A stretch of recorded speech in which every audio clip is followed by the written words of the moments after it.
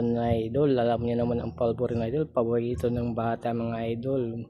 Bata pa lang talaga ako, masarap na talaga ito kumain ng pulburo pag ginagawa namin po yung ating asukal. Ayun idol, mas maganda dito idol magamit puti, pero no choice idol kasi walang puti sa bahay. Kaya gumamit ako ng pula mga idol. Kaya yan, mikos na lang ako. Idol, naglalagay na din ako ng margarine dyan idol para gumanda siya, maging makulay idol. Yan, kung mapansin nyo idol, ang pulbura natin magiging dilaw po yan mga idol, kasi dahil sa margarine po yan mga idol. Kaya yan, mikos ako ulit idol. Yan, kung mapansin nyo idol, mikos ng mga idol hanggang mapula, mangilaw.